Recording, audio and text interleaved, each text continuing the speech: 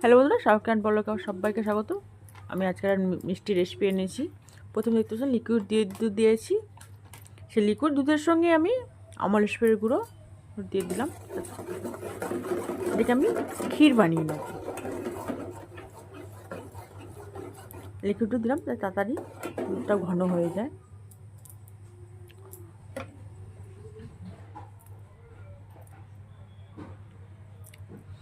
দুধটা ফুটতে শুরু করেছে। এভাবে গ্রেটারের সাহায্যে দেখতেই পাচ্ছেন খোয়া একটু এর সঙ্গে মিশিয়ে দিলাম, যেটা খোয়া ক্ষীর বলা হয়, মিষ্টির দোকানে পাওয়া যায়। এটা দিলে ক্ষীরটা টেস্ট কিন্তু দ্বিগুণ বেড়ে যায়, ভীষণ ভালোও লাগে। এবার খোয়াটা ভালো করে দুধের সঙ্গে মিশিয়ে নেব।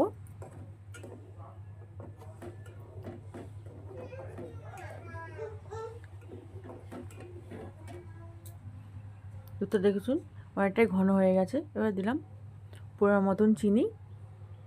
তো চিনিটাও ভালো করে মিশিয়ে নেব। দেখুন ক্ষীরটা আমার রেডি হয়ে গেছে।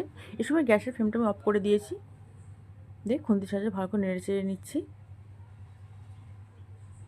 ক্ষীরটা আমার রেডি হয়ে গেছে।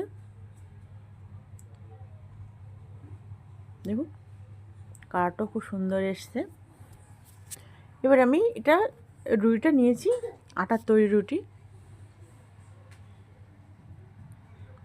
আপনারা চাইলে আটার তৈরি রুটিটা অ্যাভয়েড করতে পারেন। যে কোনো পাউরুটিতে আপনারা স্লাইস রুটি দিয়ে বানাতে পারেন, তাতে কোনো সমস্যা নেই। দেখতে পাচ্ছেন চারদিকের এই কালো অংশগুলো আমি ছুরির সাহায্যে কেটে নিচ্ছি প্রত্যেকটা রুটির থেকে।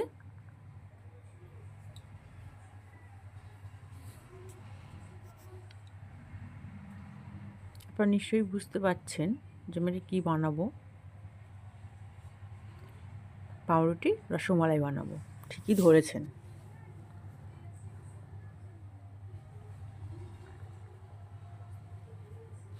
যখনই চটজলদি মিষ্টি খেতে ইচ্ছে করবে, ঝট করে এই মিষ্টিটা বানিয়ে ফেলুন, খেতে কিন্তু ভীষণই ভালো লাগে।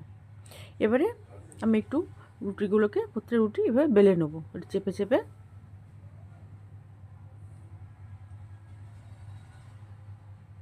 প্রত্যেক রুটি এভাবে চেপে চেপে বেলে নিলে রুটির সাইজটা একটু বড় হবে আর থিকনেসটা একটু কমে যাবে। এইভাবে এবার ক্ষীর দিয়ে রুটিগুলোকে রোল করে নেবো।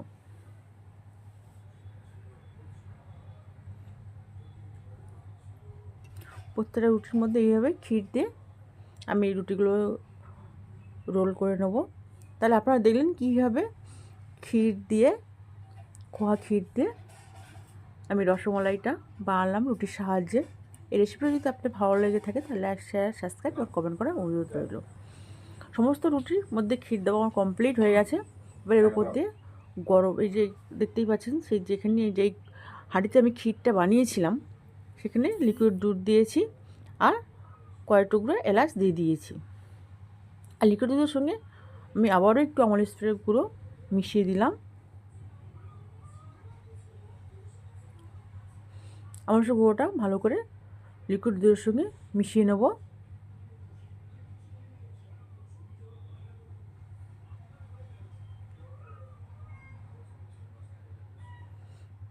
এবারে দেব অল্প পরিমাণ একটু চিনি।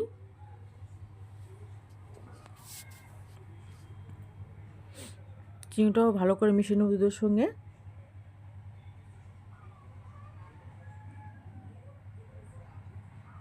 দেখুন দুধটা উপর দিকে ফুলে উঠছে। এই সময় গ্যাস ফ্লেমটা আমি লো করে দেব।